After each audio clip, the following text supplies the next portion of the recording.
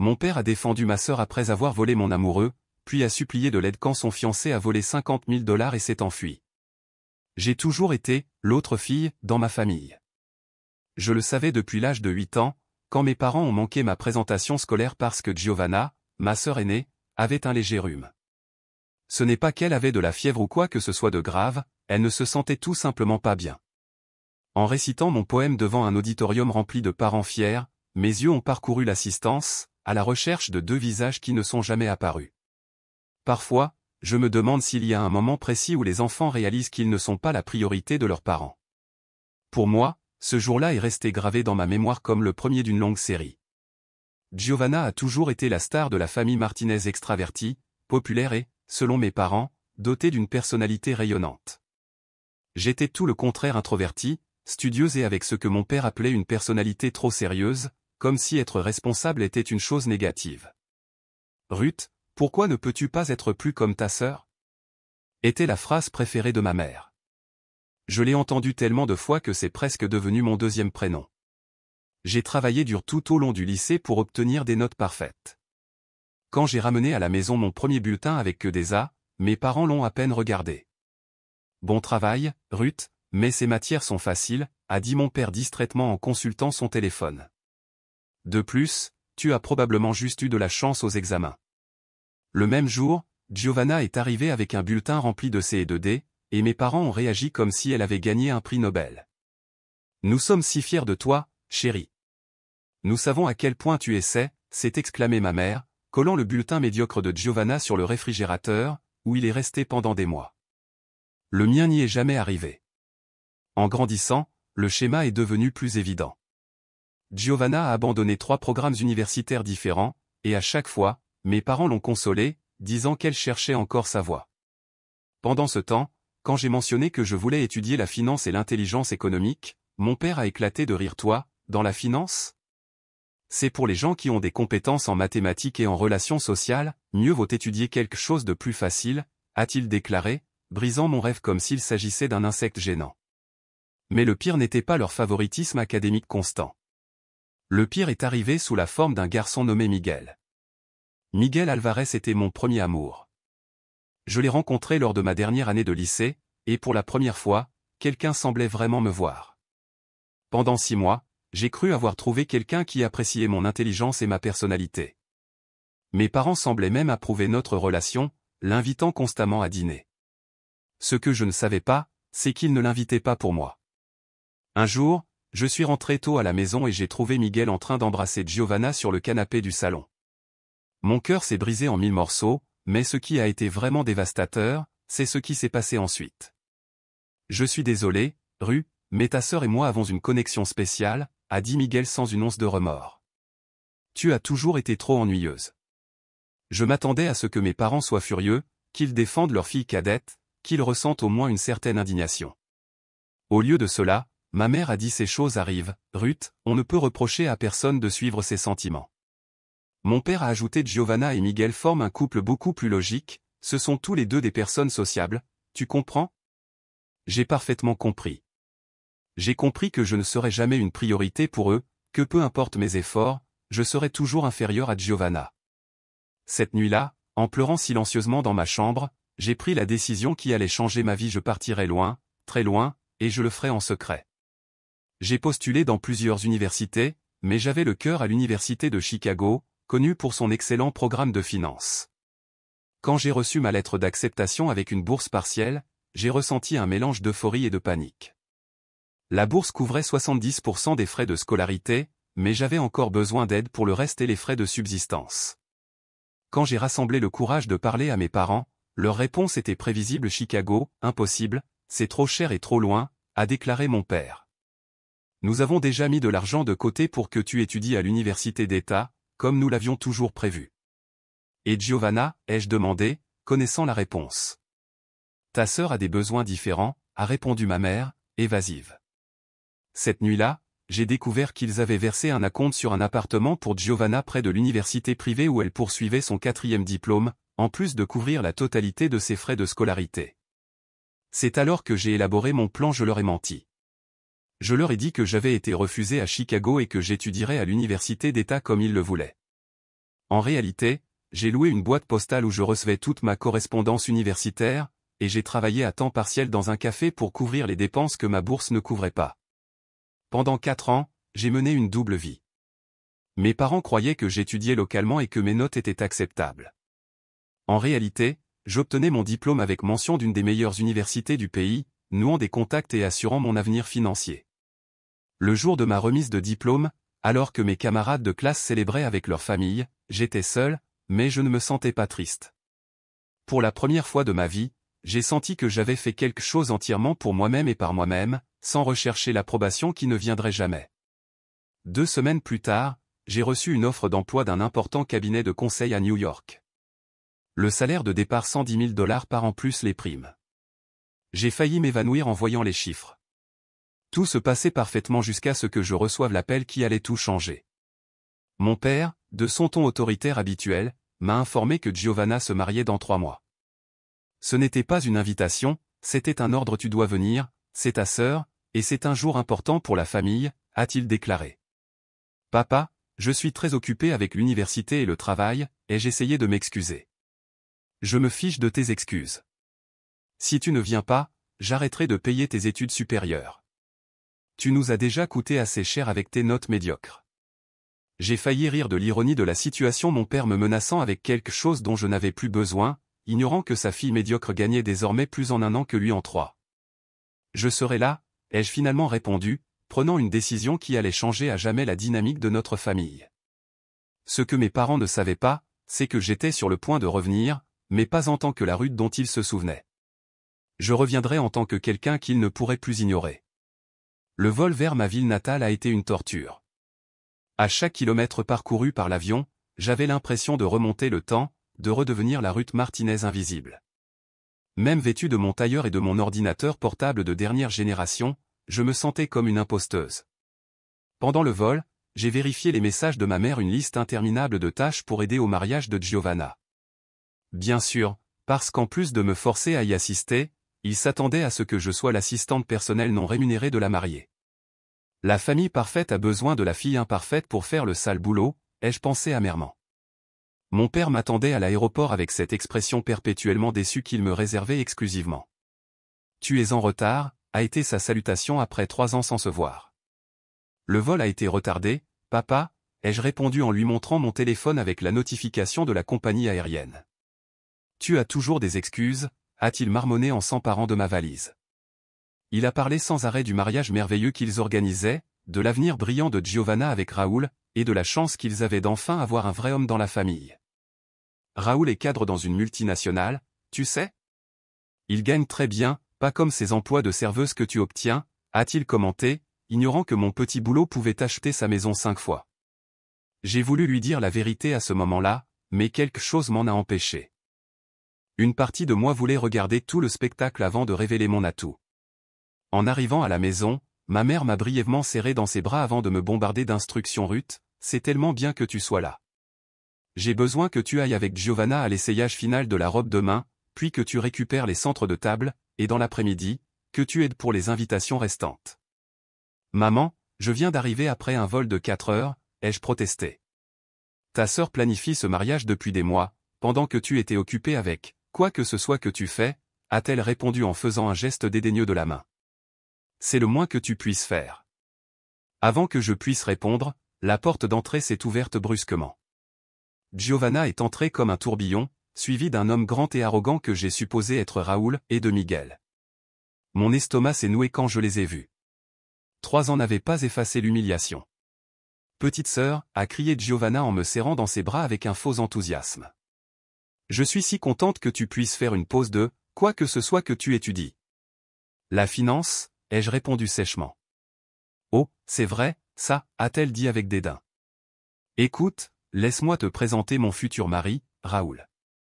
Raoul m'a examiné de haut en bas avec un sourire qui m'a hérissé les poils. Alors, tu es la célèbre petite sœur, a-t-il dit avec condescendance. Giovanna m'a tout raconté sur toi. Tout, ai-je demandé en regardant directement ma sœur. Eh bien, que tu étudies quelque chose en rapport avec les chiffres, et que tu travailles dans un café, a répondu Giovanna avec un petit rire. Quelque chose comme ça, ai-je murmuré. Pareil que toi, Miguel, ai-je répondu, tout aussi opportuniste. Ma mère est rapidement intervenue. Miguel est le témoin. Il a été d'un grand soutien pour Giovanna et Raoul. Je n'en suis pas surprise, ai-je commenté. Miguel a toujours su où se placer pour en tirer profit. La tension était palpable, mais ma famille, experte pour ignorer tout ce qui est inconfortable en ce qui me concerne, a rapidement changé de sujet. Raoul vient d'offrir une nouvelle voiture à Giovanna, a annoncé fièrement mon père. C'est une BMW série 3, a ajouté Giovanna en me montrant les clés. Raoul dit qu'une future Madame Mendoza doit avoir une voiture qui correspond à son statut. J'ai remarqué quelque chose d'étrange chez Raoul, son besoin constant de regarder son téléphone, la façon dont il évitait de donner des détails sur son travail, et une certaine nervosité quand sa famille était mentionnée, de petits drapeaux rouges que, en tant qu'analyste financière, j'avais appris à détecter. Pendant le dîner, j'ai patiemment écouté les détails extravagants du mariage, des fleurs importées, une robe de créateur, un groupe live et une réception pour 300 invités dans le country club le plus exclusif de la ville. Ça doit coûter une fortune, ai-je commenté avec désinvolture. Pour le mariage de notre princesse, aucune dépense n'est trop élevée, a répondu mon père en regardant Giovanna avec adoration. C'est alors qu'ils ont mentionné le cadeau de mariage, la compte pour une maison dans le quartier le plus cher de la ville. Comment pouvez-vous vous permettre tout cela, ai-je demandé directement. La dernière fois que nous avons parlé, vous m'avez dit qu'il n'y avait pas assez d'argent pour m'aider pour l'université. Un silence gênant s'est installé à table. Ce sont des situations différentes, a répondu ma mère, évasive. Nous avons fait quelques ajustements financiers, a ajouté mon père. Cette nuit-là, pendant que tout le monde dormait, je suis descendu tranquillement pour prendre un verre d'eau dans le bureau de mon père. La lumière du bureau était encore allumée. Curieuse, j'ai jeté un coup d'œil à l'intérieur et j'ai vu plusieurs documents éparpillés. Normalement, je ne fouinerais pas, mais un logo familier a attiré mon attention. C'était celui de la banque où nous avions notre hypothèque familiale. J'ai rapidement parcouru les papiers, et mon sang s'est glacé. Mes parents avaient réhypothéqué la maison. Cette fois, pour une somme astronomique. Ils avaient tout risqué pour le mariage de Giovanna et la compte de sa nouvelle maison. Le lendemain, j'ai accompagné Giovanna à contre-cœur à son dernier essayage de robe. Pendant qu'elle se pavanait devant le miroir, j'ai observé son téléphone, qu'elle avait négligemment laissé sur une chaise. L'écran s'est allumé avec un message: chéri, les enfants te manquent. Quand est-ce que tu reviens à Monterrey? Ça fait 2 semaines. L'expéditeur n'était pas Raoul. Intrigué, j'ai commencé à enquêter, utilisant mes compétences et quelques contacts de mon travail. J'ai découvert quelque chose de choquant. Raoul Mendoza avait une autre famille à Monterrey, une femme depuis 5 ans, et 2 jeunes enfants qui ne savaient rien de Giovanna ni du mariage. Pire encore, Raoul avait des antécédents d'escroquerie romantique. Il gagnait la confiance de femmes riches ou, dans ce cas, de parents prêts à s'endetter, prenaient leur argent et disparaissaient. Je devais prévenir ma famille. Le soir même, j'ai réuni mes parents dans le salon. Raoul n'est pas celui qu'il prétend être, ai-je commencé en leur montrant les preuves que j'avais rassemblées. Il a une autre famille à Monterrey et des antécédents d'escroquerie. Je m'attendais à un choc, à de la gratitude pour avoir découvert la vérité, peut-être même à une certaine reconnaissance de mon intelligence. Au lieu de cela, mon père a crié de colère: tu as toujours été jalouse de ta sœur. Toujours en train d'essayer de ruiner son bonheur. C'est bas, même pour toi. Ma mère a ajouté: inventer ces mensonges parce que tu ne supportes pas que Giovanna soit heureuse. Ce ne sont pas des mensonges, j'ai des preuves, ai-je insisté en leur montrant les documents. Des documents falsifiés, a déclaré mon père. Raoul nous a prévenus, a-t-il dit. Il a dit que tu pourrais essayer quelque chose comme ça parce que tu as toujours envié Giovanna. J'étais paralysé. Raoul vous a prévenu à mon sujet? Il nous a dit qu'à ton université, tu causais des problèmes, inventant des histoires sur tes professeurs et tes camarades de classe, a expliqué ma mère. Il a dit que tu essaierais de saboter le mariage parce que tu ne supportes pas de voir ta sœur heureuse. Les pièces s'emboîtaient.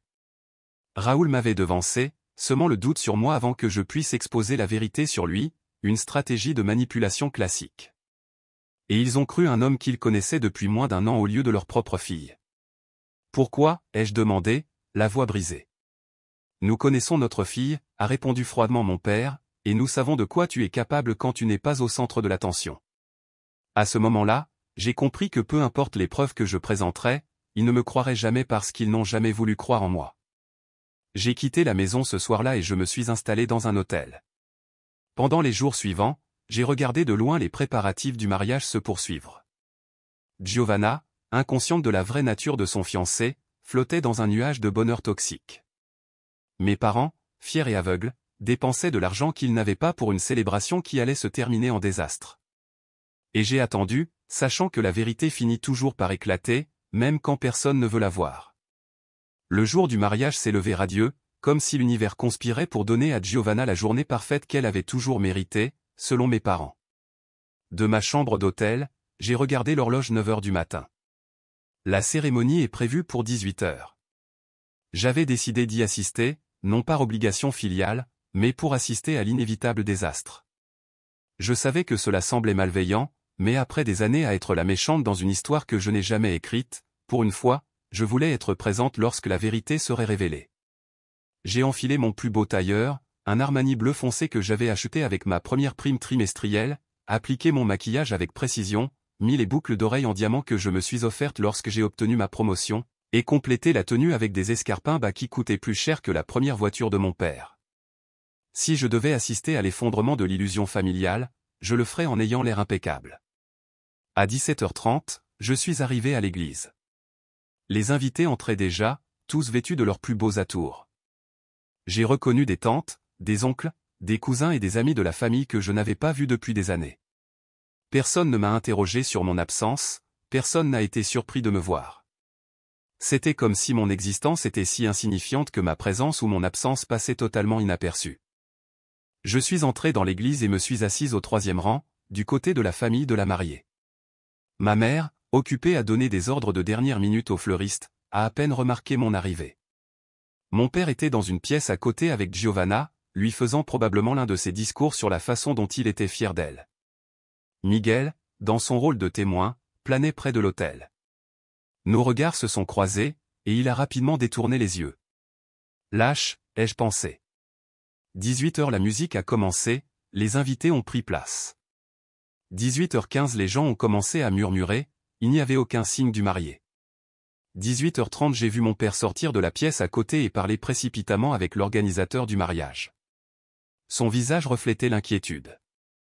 18h45 ma mère s'est approchée de moi, quelque chose qu'elle faisait rarement volontairement. « As-tu vu Raoul » a-t-elle demandé, la voix tendue. « Non, pas depuis hier » ai-je répondu honnêtement. 19h le prêtre de l'église a annoncé qu'il y aurait un léger retard dans la cérémonie. 19h30 la vérité que j'avais essayé de leur révéler est finalement tombée comme une météorite sur ma famille. Raoul ne se présenterait pas. Non seulement cela, mais il avait disparu avec l'argent de la compte de la maison que mes parents avaient déposé sur un compte joint avec lui comme cadeau surprise pour Giovanna. La réception a été annulée à la hâte, les invités sont partis au milieu des murmures et des regards de pitié. Giovanna, toujours dans sa robe de mariée à $5000, sanglotait de façon incontrôlable dans la pièce à côté pendant que ma mère essayait de la réconforter. Je suis resté assise dans l'église, regardant le fantasme se démanteler, les fleurs qui coûtaient des milliers d'euros être enlevées, le tapis rouge être roulé. Je n'ai pas ressenti de joie à la douleur de ma sœur, ni de pitié.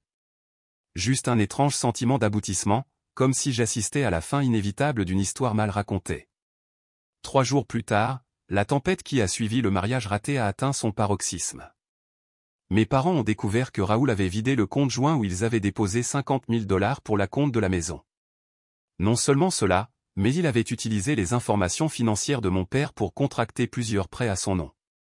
Nous étions dans le salon familial, l'atmosphère lourde de désespoir et de regret.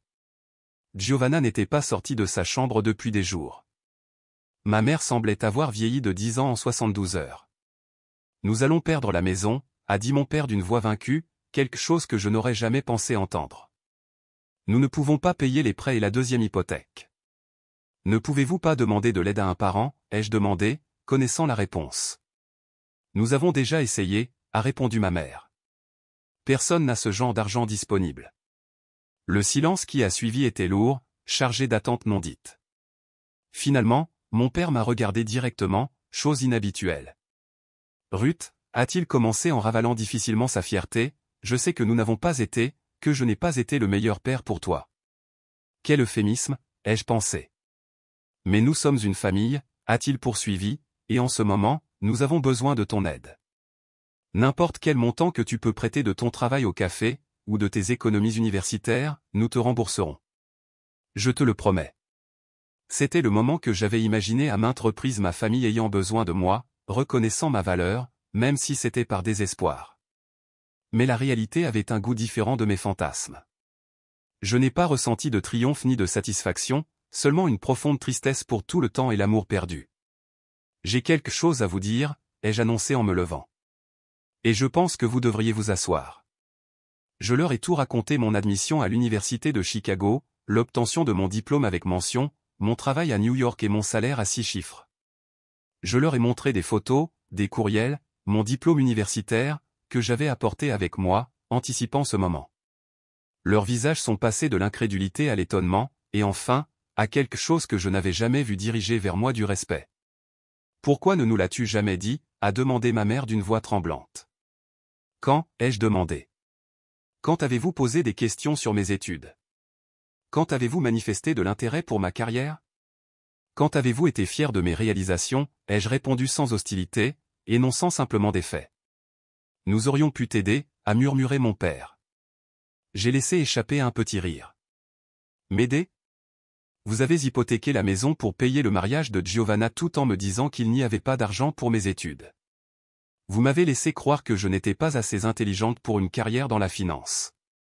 Vous avez célébré quand le garçon que j'aimais m'a quitté pour ma sœur. Nous étions aveugles, a admis mon père, quelque chose que je n'aurais jamais pensé entendre de sa part. Maintenant, a poursuivi ma mère. J'ai levé la main pour l'arrêter. Je pourrais vous aider, ai-je dit lentement. J'ai l'argent pour rembourser la deuxième hypothèque et les prêts frauduleux. J'ai vu l'espoir s'allumer sur leur visage. Mais je ne le ferai pas, ai-je conclu calmement.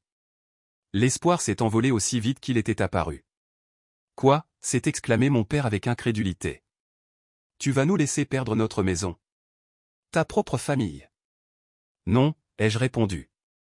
Vous allez perdre la maison à cause de vos propres décisions, à cause d'années de favoritisme, à cause du fait d'avoir ignoré tous les signes avant-coureurs concernant Raoul, à cause du fait de ne pas m'avoir cru quand je vous ai montré la preuve qu'il était un escroc. Je me suis levé et j'ai pris mon sac à main.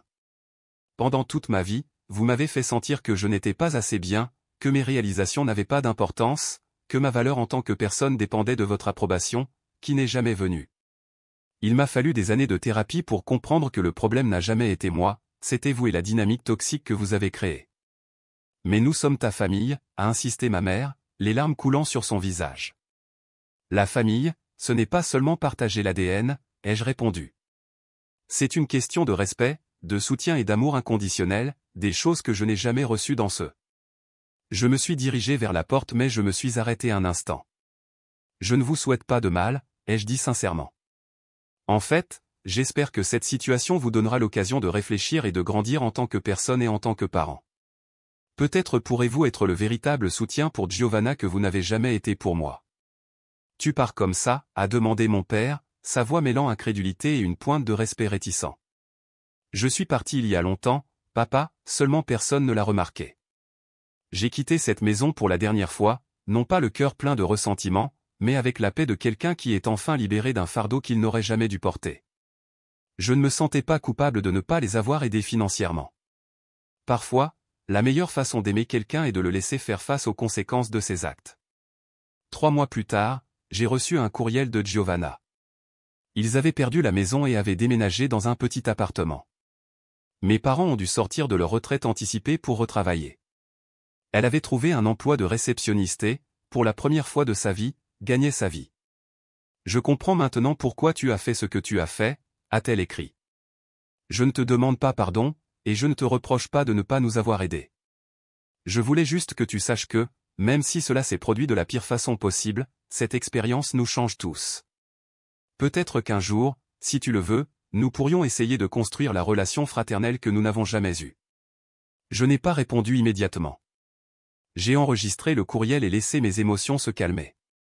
Des semaines plus tard, j'ai envoyé une courte réponse: le vrai changement prend du temps, peut-être un jour. Pour l'instant, je suis heureuse de savoir que vous apprenez tous à vous débrouiller seuls. C'est le meilleur cadeau que j'aurais pu vous faire, même si vous ne le comprenez pas encore pleinement. En envoyant le courriel, j'ai regardé par la fenêtre de mon nouvel appartement à Manhattan. La vue sur les toits me rappelait tout ce que j'avais accompli par moi-même, contre toute attente. Je ne regrettais rien, ne pas avoir caché mon succès, ne pas avoir révélé la vérité, ne pas avoir refusé de sauver financièrement ma famille. Parce qu'en fin de compte, il ne s'agissait pas de vengeance ou de justice poétique, il s'agissait de dignité, de fixer des limites saines, de m'apprécier quand personne d'autre ne le faisait.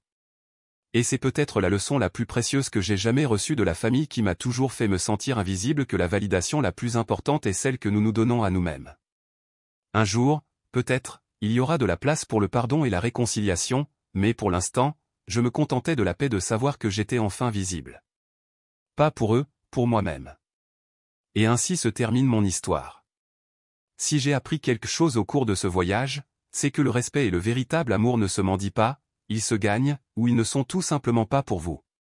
Parfois, la famille dont nous avons besoin n'est pas celle dans laquelle nous sommes nés, mais celle que nous construisons avec des personnes qui nous voient et nous apprécient vraiment. Fixer des limites n'est pas égoïste, c'est de l'amour-propre. Et cet amour-propre est le meilleur cadeau que nous puissions nous faire quand personne d'autre n'est prêt à nous apprécier.